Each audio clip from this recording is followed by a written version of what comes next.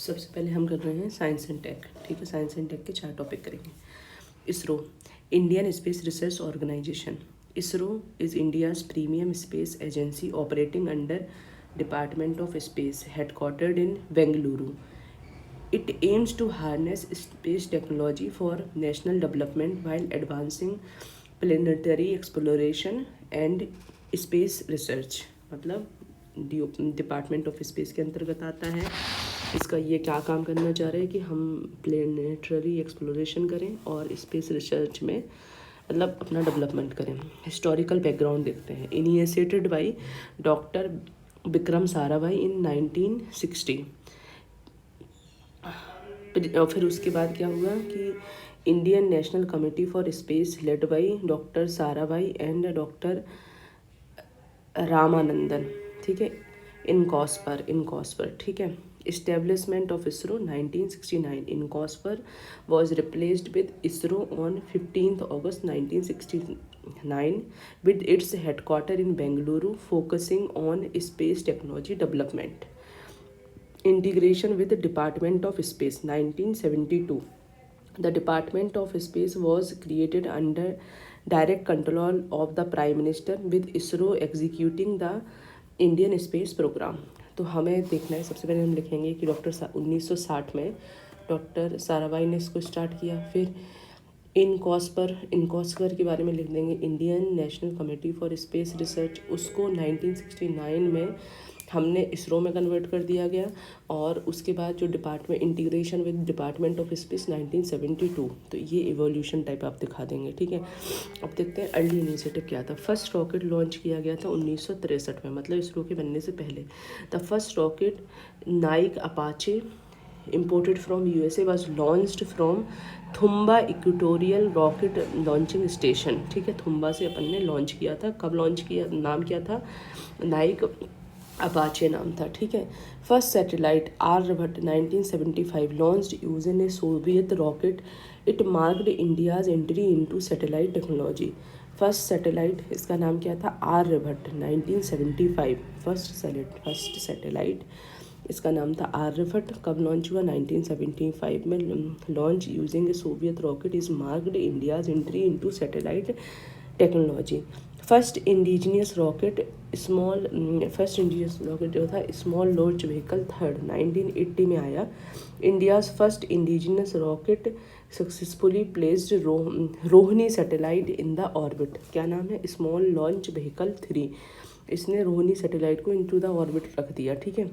अब आते हैं मेजर अचीवमेंट ऑफ इसरो। सबसे पहले है कम्युनिकेशन सैटेलाइट। देखो इनसेट सीरीज 1983 में, देखो हमें 3 डेवलपमेंट लिखना है। पहला हमने नाइक अपाचे 1963, 75 में सोवियत फर्स्ट हमने आर्यभट्ट को लॉन्च किया। स्मॉल लॉन्च व्हीकल 1980 हो गया, ठीक है। 63, 75, 1980। अब हम अचीवमेंट की बात करते हैं। सबसे पहले है communication satellite INSAT system 1983, Asia Pacific longest domestic communication satellite network. Application क्या था, ये telecommunication, broadcasting, weather forecasting, disaster management and search and rescue. INSAT system 1983, ठीक है। इसके कुछ सैटेलाइट देखा जाए, GSAT-31, GSAT-7A, GSAT-11, GSAT-29, यह भी लॉन्च हुआ है for advance communication capability. EDUSAT 2004 में लॉन्च हुआ, first satellite dedicated to education. ये सब इनसेट सीरीज में है, ठीक है। अब आते हैं earth observation satellite IRS system 1988 to present one of the world largest remote sensing satellite constellation. Application है agriculture, urban planning, disaster management, climate monitoring की सैटेलाइट है. Cartosat series high resolution earth imaging हो गया. RISAT series radar imaging for surveillance and agriculture. और Oceansat series monitoring ocean resources, ठीक है। अब आते हैं नेविगेशन सैटेलाइट्स पे। जैसे गगन है GPS added geo augmented navigation jointly developed with AII for precise navigation. तो गगन हमने बनाया, नाविक अपना ही है. Indian regional navigation satellite India's independent GPS alternative, ठीक है। अब आते हैं space science and interplanetary mission, ठीक है। अब तो गगन और नाविक के बाद है ये, ठीक है। देखो हमने अभी तक क्या पढ़ लिया, कम्युनिकेशन में इंसेट सिस्टम पढ़ लिया, अर्थ और ऑब्जर्वेशन में कार्टोसैट रिसेट पढ़ लिया, नेविगेशन में गगन और नाविक पढ़ लिया। अब हम देख रहे हैं space science and interplanetary mission. इसमें क्या है, एस्ट्रोसेट। एस्ट्रोसेट 2015 में लॉन्च हुआ है, India's first dedicated astronomy satellite है, ठीक है। Mangalyaan mission, Mars orbital mission 2013 first interplanetary mission है, कॉस्ट इफेक्टिव सक्सेस के लिए, ठीक है। अब आते हैं चंद्रयान-1 2008 में स्टार्ट हुआ, discover water molecule on moon. चंद्रयान-2 attempted soft landing on moon. चंद्रयान-3 successful soft landing on lunar south pole, ठीक है। आदित्य L1 2023 में India's first solar observatory mission, ठीक है। एक्सपेरिमेंटल एंड स्मॉल सैटेलाइट, देखो Aryabhata 1975 first Indian experimental satellite था। YouthSat 2011 में और INS-1C 2018 में स्टूडेंट एंड रिसर्च सैटेलाइट थे, ठीक है। माइक्रोसेट सीरीज़ में small light weight experimental satellites होते हैं, ठीक है। अब आते हैं, तो हमने देखा कि यूथ सेट आर्यभट्ट हो गया, ठीक है, फर्स्ट एक्सपेरिमेंटल सैटेलाइट हो गया। यूथ सेट 2011 में, इनसेट 1C 2018 में स्टूडेंट एंड रिसर्च सैटेलाइट था। माइक्रोसेट सीरीज़ में small light weight experimental satellites हैं, ठीक है। अब आते हैं मैन्ड स्पेस मिशन। गगनयान 2025 में India's first human space flight programme है। इसमें 3 मिशन प्लान्ड हैं, 2 अनमैन्ड होंगे, 1 मैन्ड होगा, ठीक है।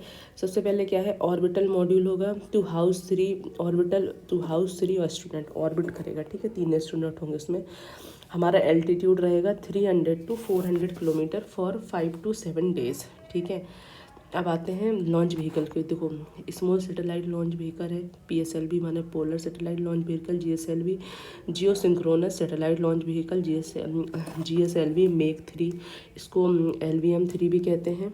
और एक है तुम्हारा स्मॉल सैटेलाइट लॉन्च व्हीकल, ठीक है। तो PSLV डिप्लॉय करता है earth observation satellite in polar orbit, ठीक है। और GSLV डिलीवर करता है communication satellite to geosynchronous transfer orbit, ठीक है। GSLV मेक 3 क्या करता है, heavy lift launcher used for Chandrayaan, Chandrayaan, Gaganyaan. Small satellite launch vehicle होगा, design for quick cost effective launches of small satellites, ठीक है। अपॉर्चुनिटीज़ क्या है इसरो की, एक्सपेंडिंग कमर्शियल स्पेस मार्केट। हमारा जो मार्केट है, वर्ल्ड इकोनॉमिक फोरम कह रहा है कि ये ग्रो कर जाएगा 1.8 ट्रिलियन बाई 2035, ठीक है। मार्केट बढ़ रहा है। Privatisation and startup, new startup जैसे स्काई रॉकेट हो गया, अग्निकोल होगा, pixel can boost India's space economy. Small satellite launch demand 17,000 plus small satellite expected by 2030 providing launch opportunities, ठीक है। $1.8 ट्रिलियन का मार्केट है, ठीक है। प्राइवेटाइजेशन हो गया है, स्मॉल सैटेलाइट को हमें लॉन्च करने की ज़रूरत होगी। लेजिस्लेशन रिफॉर्म होगा, robust space policy can attract private and foreign investment. International collaboration है, नासा इसरो निसार, ठीक है। 2024 में एडवांस अर्थ ऑब्जर्वेशन सैटेलाइट हो गया।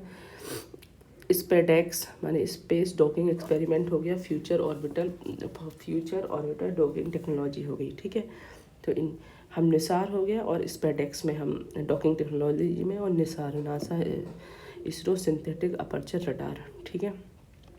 Human space flight and space station, India aim कर रहा है ओन स्पेस स्टेशन बाई 2035, ठीक है।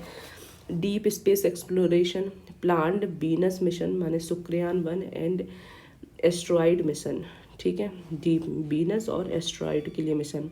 AIN quantum technologies, quantum communication and AI based space data analyst, ठीक है। अब चैलेंजेस क्या हैं, सबसे पहला है budget constraint.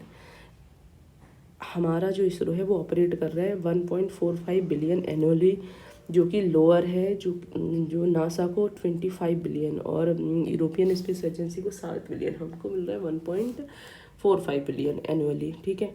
Limited global market share, India के पास केवल 2% मार्केट शेयर है, जो कि 400 बिलियन स्पेस इकोनॉमी का, उसका 2% अपने पास है, ठीक है। Space debris management, increasing satellite launch require better debris mitigation strategies, ठीक है। Dependence on foreign technology, leasing transponders from foreign satellite for communication need, ठीक है, हाँ ठीक है। Talent retention, competitive job market for skilled space scientists and engineers, lack of clear legislation, the Space Activities Bill 2017 lapsed, leaving regulatory gaps, threats from space militarization, China कर रहा है, China's anti satellite asset missile test 2007 में highlighted security vulnerabilities, way forward. हमें increase करना है इसरो का fund, government investment and private sector participation can enhance financial resources, expanding commercial venture, strengthening new space startups and public-private partnership, technological advancement, developing indigenous cryogenic engine, reusable launch vehicle and counter communication, ठीक है। मतलब funding बढ़ाओ, commercial venture बढ़ाओ, जिससे हमारे पास आएगा पैसा, ठीक है। जैसे न्यू स्पेस स्टार्टअप हो गए, प्राइवेट पब्लिक प्राइवेट पार्टनरशिप हो गई, टेक्नोलॉजी एडवांसमेंट है, जैसे क्रायोजेनिक इंजन जो कि GSLV में यूज़ हो रहा है, रियूजेबल लॉन्च व्हीकल हमने डिमॉन्स्ट्रेट कराया अभी इसको, और क्वांटम कम्युनिकेशन, ठीक है, क्योंकि ये ब्रेक नहीं होता है। Enhance space debris mitigation, implementing policy to track and manage space debris efficiently, stronger international collaboration, engaging with NASA, ESA, Roscosmos and JAXA for joint mission, legislation and policy reform, establishing a comprehensive space policy to guide private investigation and regulation, space-based solar power, researching the feasibility of harnessing solar energy from space, ठीक है।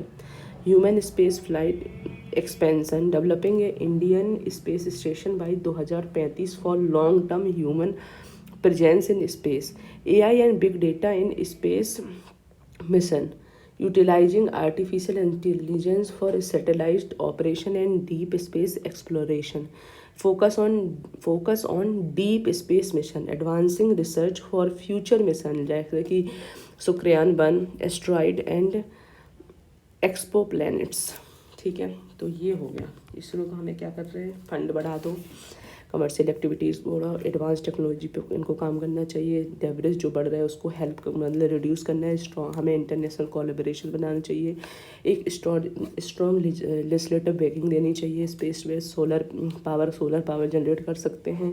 हमारा जो human space flight है उसके लिए हमें मतलब reusable ये सारी टेक्नोलॉजी को लॉन्च करना चाहिए, big AI and big data in space इस पे काम करना चाहिए, focus on deep space mission जैसे कि वीनस हो गया, शुक्रियान 1, एस्ट्रॉइड, ये सब हो गया, ठीक है। अब हम आते हैं इंडियन न्यूक्लियर एनर्जी।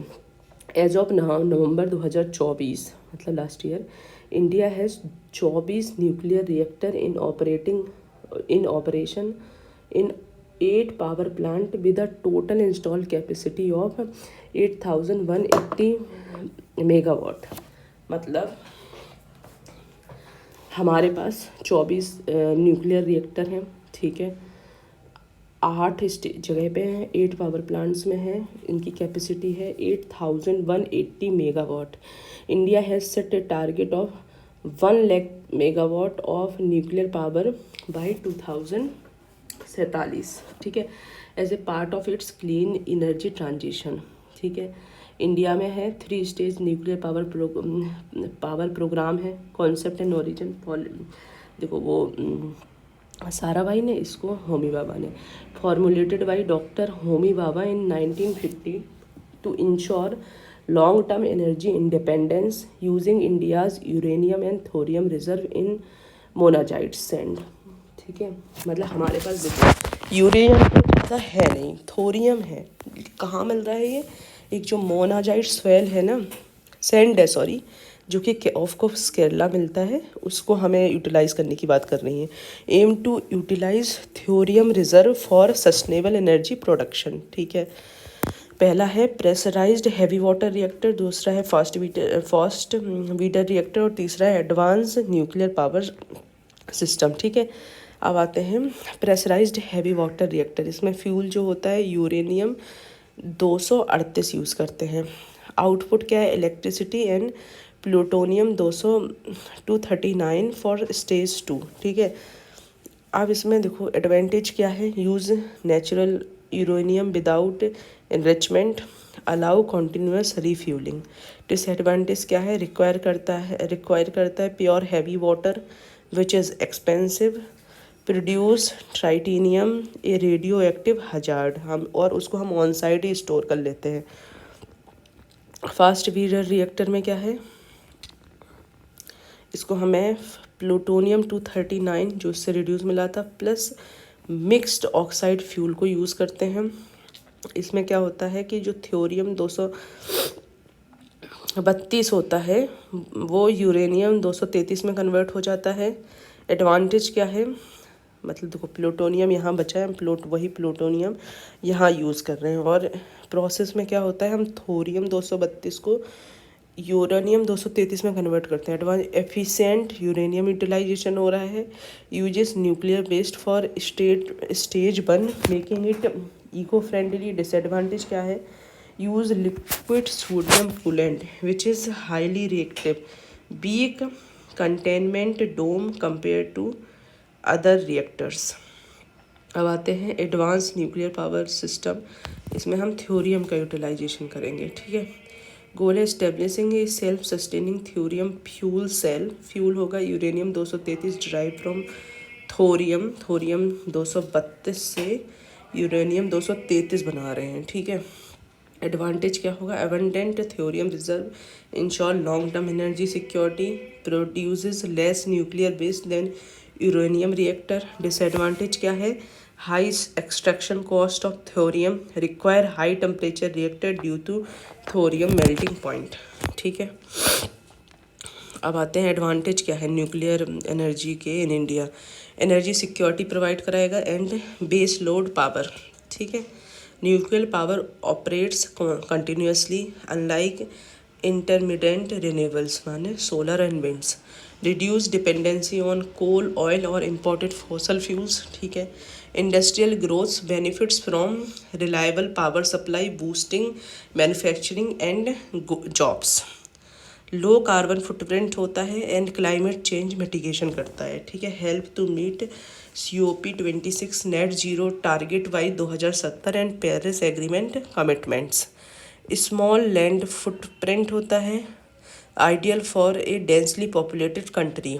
देखो 1 gigawatt nuclear plants require only 2.5 to 4 kilometre of land, while solar wind needs 10 to 100 times more space.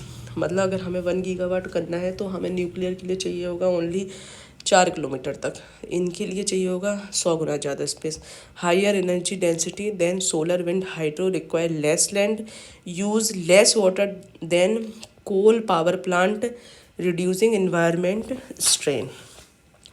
अब आते हैं potential for export and technological leadership, indigenous development of pressurized heavy water reactor and fast breeder reactor enhance India's nuclear technology expertise, can export reactors and technology to other developing countries in future. Long term, देखो सबसे पहले क्या है, long term energy security provide कराएगा। India's energy demand is expected to double by 2040।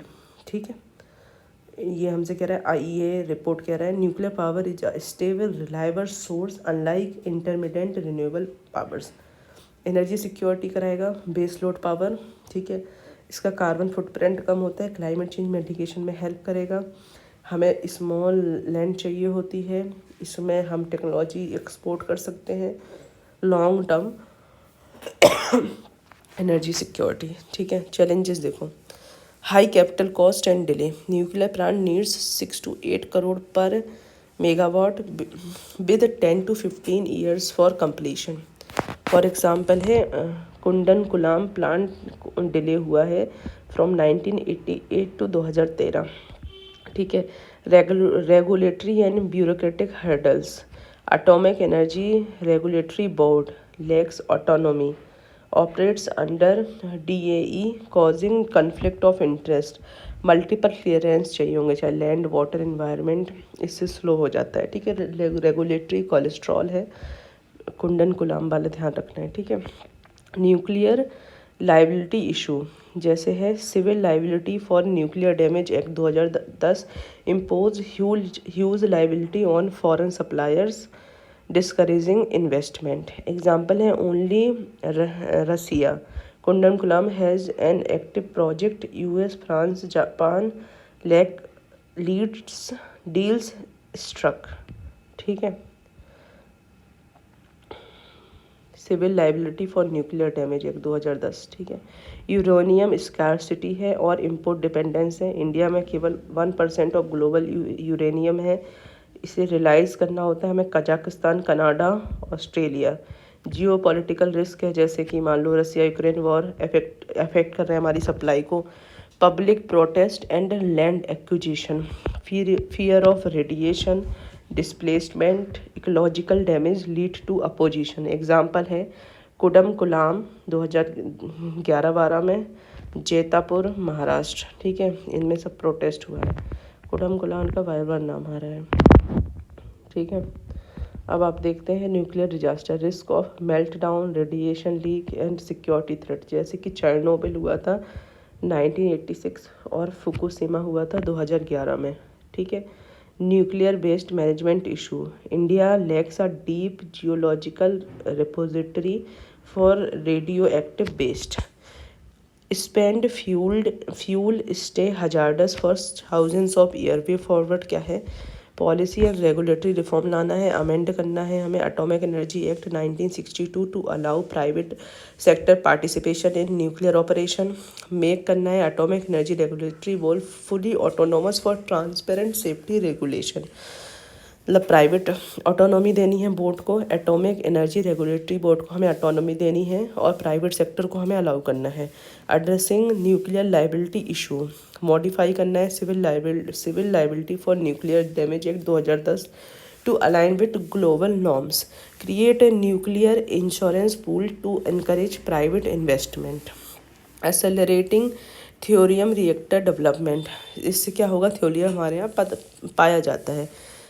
Expedite state 3 thorium reactor, advanced heavy water reactor deployment, increase R&D funding and collaboration with global research institute, enhance करना है uranium supply security, enhance domestic uranium mining in Jharkhand, Andhra Pradesh and Meghalaya, strengthen करना है हमें long term import agreements with Kazakhstan, Canada and Australia, speeding you up nuclear power plant construction, streamline करना है land acquisition and environment clearances, implement करना है public private partnership for faster execution, strengthening nuclear based management, develop करना है a deep geological repository for safe disposal of radio active waste, expand करना है हमें nuclear fuels recycling programme to minimise waste,